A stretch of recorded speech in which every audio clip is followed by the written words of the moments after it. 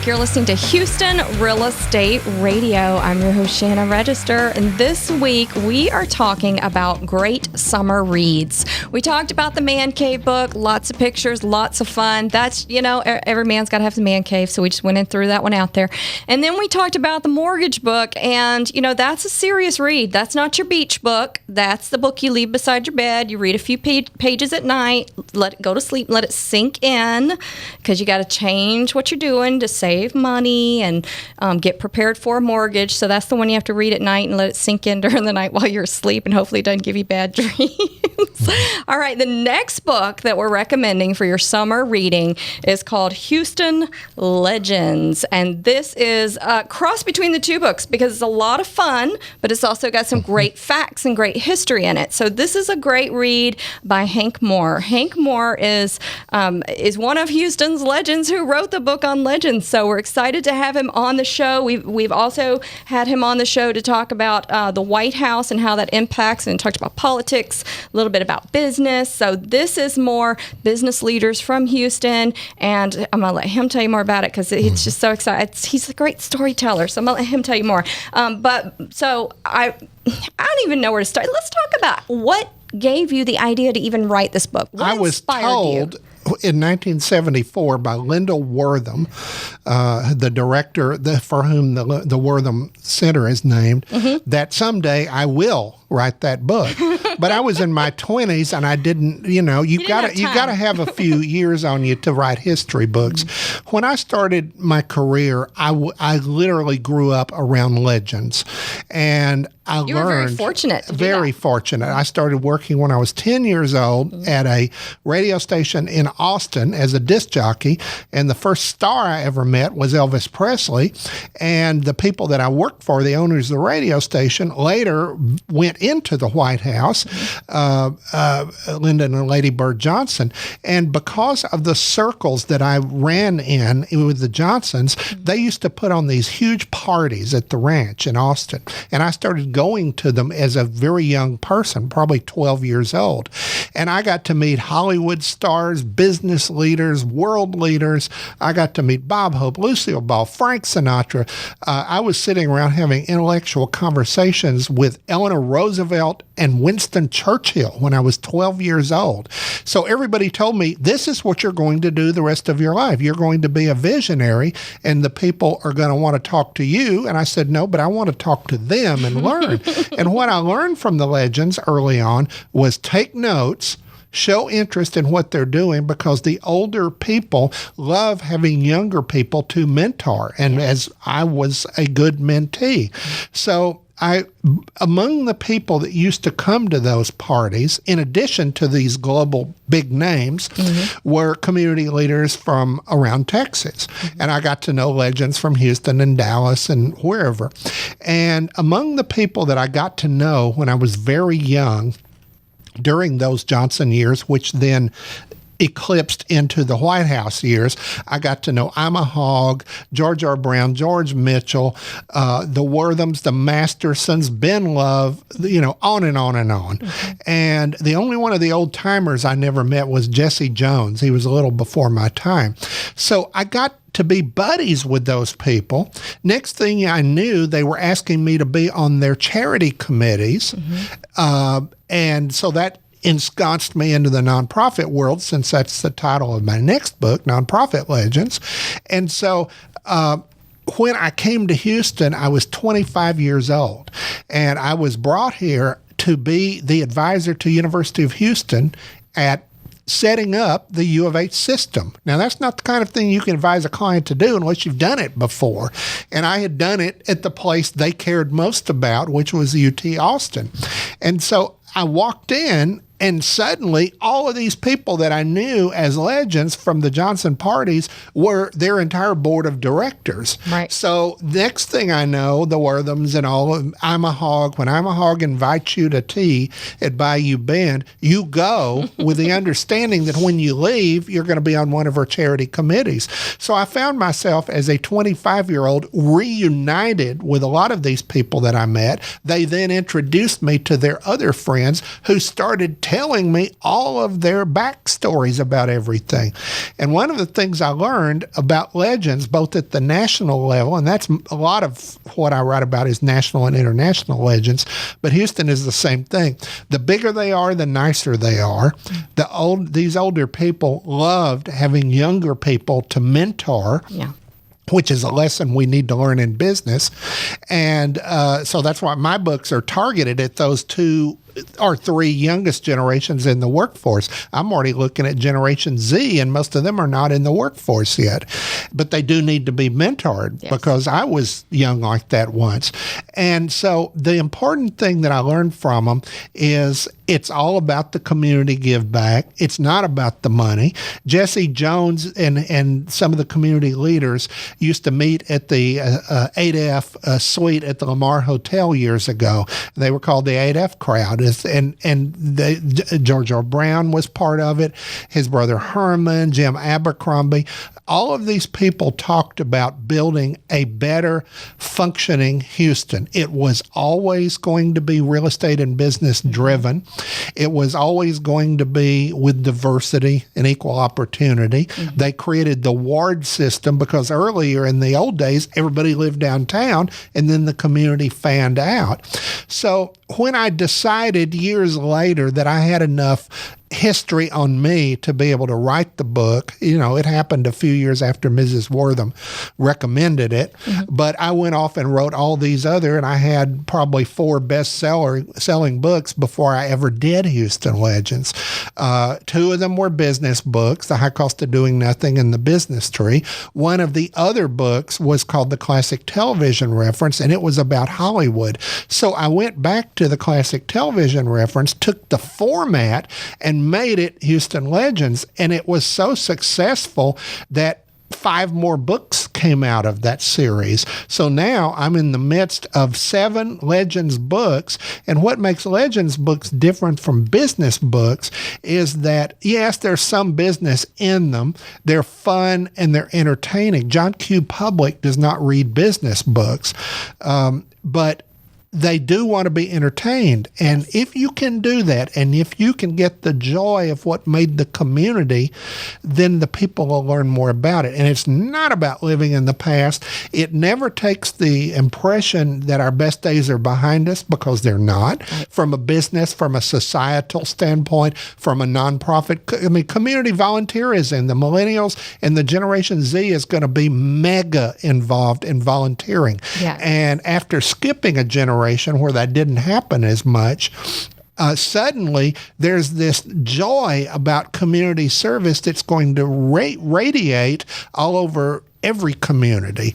And that's what Legends books are about. It's celebrating people that a lot of young people have never heard of, but once they do this beach type reading or airplane type reading, they're designed to be light books. You can actually relax and read. Exactly.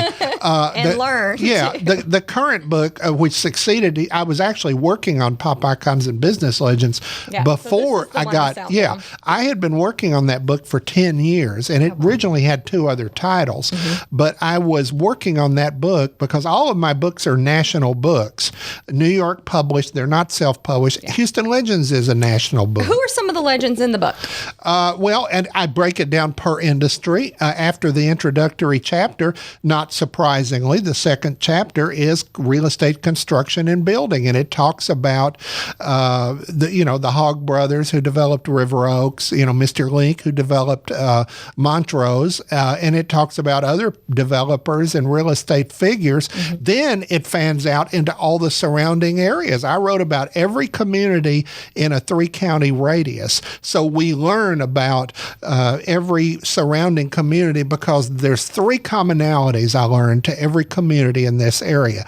Why were they originally founded? It was good for business. Why did they stay successful? Good for business, number 2. Third reason was they were all on the path to Texas independence. And the 4th reason, there's only 4 reasons, and business is 2 of the 4. The 4th reason is about community give back, because professions and good citizens who give to the community get back more than they expect. I have a chapter in my business tree book called potlash, and that's a word I learned about 20 years ago, and it basically means you give me something of value, your charm, your respect, as you're doing now. I receive it in such a wonderful way that I want to give you back in knowledge multifold over. That's potlash. And that's how good communities grow. There's other chapters in the book. There's one on medical science, technology. There's an arts chapter. There's a media chapter. There's a sports chapter. And there's other chapters on every major industry. They're broken down by business industry. And my gosh, there's 2,000 legends in the book. And it's been asked me many times. The first time it was asked me was when Ken Hoffman interviewed me for the Chronicle about a year ago. How many of those 2,000 legends did you actually know or meet? And the answer is staggering. I had to learn that myself. About half of them. That's a lot. You know, historians who write books have never met the people they write about. In the current book, Pop Icons and Business Legends, I knew probably 25% of them, you know, including 5 of the 6 people on the cover. You know, I actually met Howard Hughes. Most people never met Howard Hughes. He was a Houston legend, but he was also a national legend. Right. So some of these Houston legends are in the pop culture. Yes. Beyonce is in there.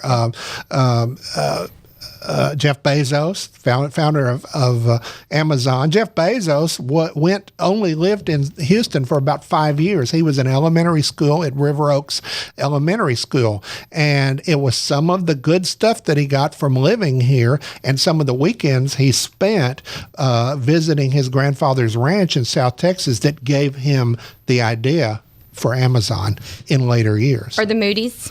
Oh, of course. Of course. How'd you categorize them? And well, you know, the Moody's are in, I think they're in everything. Well, that's the other part about it. When I made the commitment to do this book about 3 years ago, and I realized it would be a big commitment, I couldn't just write off the top of the head about knowing these people. Certainly I could do that, but I went and did my research. I went down to the library and I looked at all of the other Houston books. And if you were to look, and there have only been a handful of them, and most of them are out of print.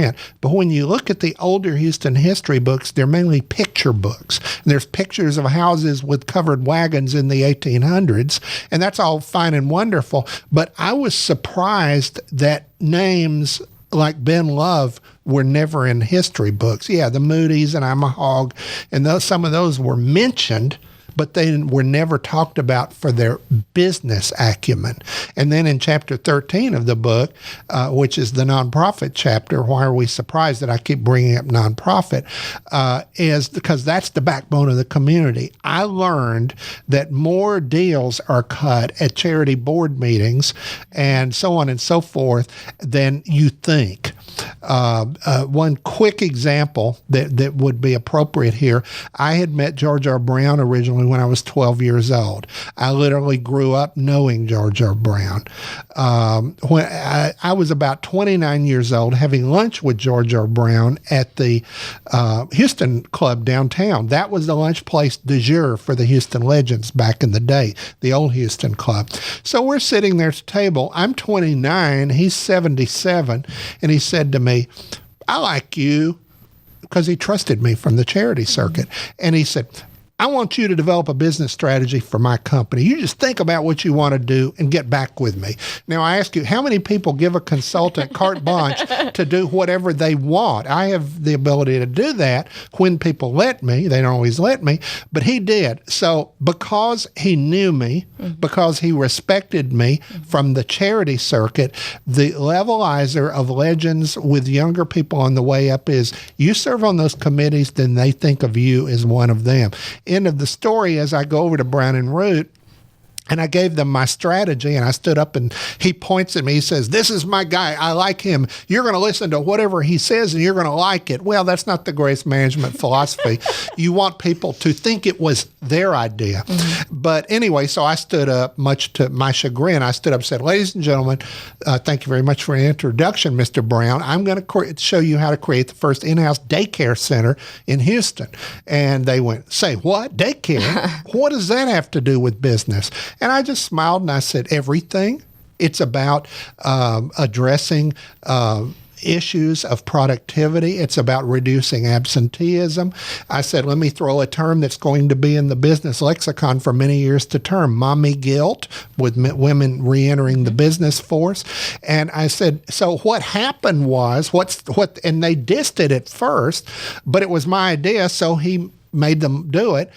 And now every major corporation has some kind of responsibility program that's about valuing the workers more. I'm proud to be part of it, but I never would have been part of it if one of the Houston legends didn't see me as his equal on a charity committee and then ask for ideas. That's really the way business operates. That's the way the legends operated then and now. And the legends of the future, if they learn to collaborate with each other, share ideas, and build their own cachet in the community, then it'll spill over into business multifold. Who's your favorite of all your legends that you put in the book? Mrs. Wortham. She was the first board chair. Well, not only was she an old friend of mine, and did she tell me in 1974 that I was... told you to write the book. In 1974, it wasn't published for another 40 years after I'd already had all these business bestsellers. But I liked her because she came in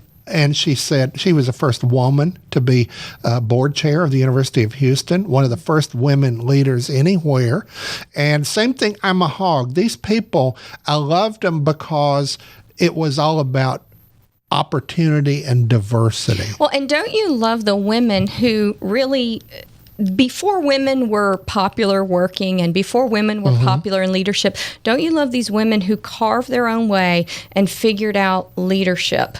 Because, I mean, as a woman now, I have all these women to learn from and grow from, and I still have to carve out my own way. Like we talked about, you have to take a little bit from everybody and figure out your own way. You can't copy anyone, but they didn't even have mentors to go by. You know, they really had to Mrs. Wortham claimed I was her mentor, and she was female mentor. 60 years. Well, there weren't that many. There weren't that many. When I come and speak to WCR, I'll talk about that because the great women of Houston and Texas, one of the greatest was a mentor of mine, Lady Bird Johnson, and she used to. She started sitting me down at her kitchen table when I was 9 years old, and we were talking about issues of the day. She's the first person who ever told me I was a visionary, and I was the first person who called her a CEO of something, and so we learned and shared. So the thing about mentoring, we can all mentor each other.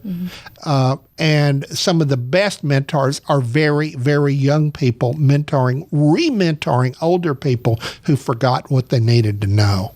So that's the best thing. We have a great group, a very great group here in Houston called Forward Results. And one of the things that they did was they brought together a lot of people, a lot of retired CEOs, because even though they retired and they've moved on in life, they had great wisdom to give younger people, and I think that's exactly what you're talking about. Is just mentoring and sharing, and they want to do that. And I'm a member of one of those think tanks that does that. It's called Silver Fox Advisors. Yes, and I was president of Silver Fox Advisors. Yeah, that one's 5 years ago through the Goldman Sachs program. Well, no. Is that one through small business? Goldman Sachs is one of the volunteer programs, as is University of Houston, as is the Rice media business plan competition. But no, Silver Fox has been around a long time, and I was president of the group 5 years ago. But what we learn from each other is that we learn from each other. One of the things that I do when I go into corporations, and I've done leadership programs, and one of the things that I pass out this form and I say, quickly in the next 5 minutes, write down the top 10 things you've ever learned in your life. That's what I call the mentorship survey. And who'd you learn them from? What was your age? What was their age? What you learned when you distill all of the great things you learned or didn't is that 2 of the top 10 things you've ever learned, you learned from formal teachers and mentors. Another 2 of the top things that you learned were from people that you had the least amount of respect for, people who totally screwed up in business. I mentioned earlier, I've guided about 400 or 500 corporate strategic plans. I can assure you, we look at how their competitors screw up first, then we look at what we're going to do better. Right. But those other 6 lessons, you're going to find people are mainly self-taught, and they get self-taught when they serve in professional associations. That's why serving in HAR and American Institute of Architects and every other professional, the people who are in the associations are the cream of the crop in their profession, which make them more valuable to their customers and make them more valuable to the workforce. Similarly, those same people need to be on boards of directors and in charity roles.